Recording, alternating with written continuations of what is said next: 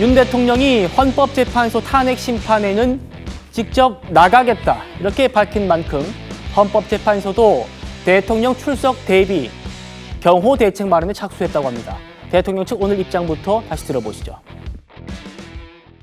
헌법재판 진행과 관련해서는 출석하신다는 의사는 확고하다. 다만 진행되고 있는 헌법재판 상황이 여러 가지 문제점들이 지금 드러나고 있습니다. 내란죄 철회 문제라든지 길 지정의 어떤 일괄 지정 문제, 그리고 헌법재판소법 32조 적용 문제, 형사소송법 규정의 어떤 준용에 많은 문제점들이 있습니다. 그리고 헌법재판관 임명과 관련해서도 많은 논란이 있고 또 권한쟁의 심판이 제기되어 있는 상태이고 해서 그런 것들이 어느 정도 정리가 돼야 대통령께서도 출석하실 수 있을 거라고 생각을 합니다. 그래서 출석 일자는 아직 특정을 할 수는 없고 다만 횟수에 제한 없이 필요하면 가신다는 생각이고 비상계엄이 필요하다고 판단해서 내린 헌법상 권한 행사를 가지고 내란죄로 의율할 수는 없다는 것이 기본 입장입니다. 저희 단독 보도로 설 연휴 전인 23일에 출석할 수 있다라는 보도도 해드렸는데 방금 이제 윤곽근 변호사 얘기 들어보면 조금 늦어질 수 있겠다라는 생각도 듭니다. 헌법재판소 공보관 얘기 보시죠. 어쨌든 출석한다는 겁니다. 횟수 제한 없이 가겠다라는 입장이기 때문에 헌법재판소도 현직 대통령 신분입니다. 대통령의 경호를 어떻게 할 건지 이걸 지금 논의 중이라는 겁니다. 그런데 현재 밝힐 단계는 아니다. 경호처와 논의하고 있는지 누구랑 하고 있는지 이건 구체적으로 밝히지 않았습니다. 신조 의원님. 네. 방청석도 이제 열어둔다는 얘기입니다. 그러면 이제 대통령을 지근거리에서 볼 수 있는 사람이 일반인이 있다는 건데 경호 대책을 반드시 세워야 되는 거잖아요. 그렇죠.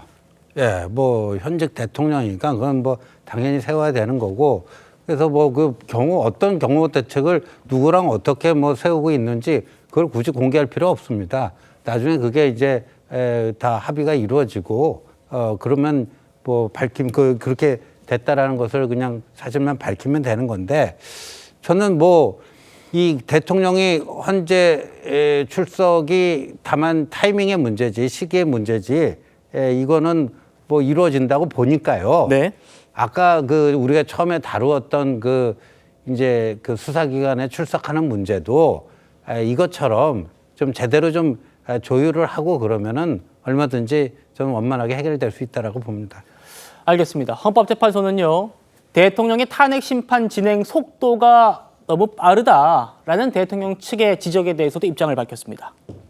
대통령 측이 심리 속도가 빠르다고 하는데요. 라는 기자 질문에 빠르다고 보기 어렵다. 김영주 의원님. 네. 탄핵 사건 접수 후에 노무현 전 대통령 사건의 경우 18일 걸렸고 첫 변론기일까지, 박근혜 전 대통령 사건은 첫 변론기일까지 25일 걸렸는데 윤석열 대통령 사건은 지금 31일 걸렸다. 이러면서 이례적으로 반박을 했습니다. 어떻게 평가하십니까?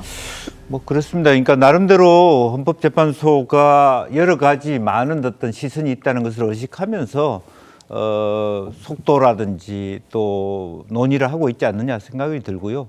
너무 지나치게 윤 대통령 측의 변호인들이 시시콜콜 모든 것을 문제 삼고 있다. 뭐 그 심리적으로 압박감을 많이 가져서 그런지 모르겠습니다만, 물론 이제 변론 기일도 굉장히 타이트하기는 하더라고요. 그러니까 일주일에 2번씩 이렇게 잡혀 있고 또 뭐 재판을 해야 되고 뭐 그런 부분들이 있기 때문에 타이트하게 느껴질 수도 있겠습니다만, 왜냐하면 윤 대통령 측에서 이랬다 하게 제출해야 될 기록들을 많이 갖고 있지 못한 그런 부분이 있어서 아마 그렇게 더욱더 빨리 끝날 것 같은 심리적인 압박을 받고 있는 것 같습니다. 이제 그럼에도 불구하고 저는 우리 헌법재판소가 공정하고 또 나름대로 합리적인 기준을 가지고 할 것이라고 믿고, 또 그게 대통령 측도 따라주었으면 좋겠다는 생각입니다. 예.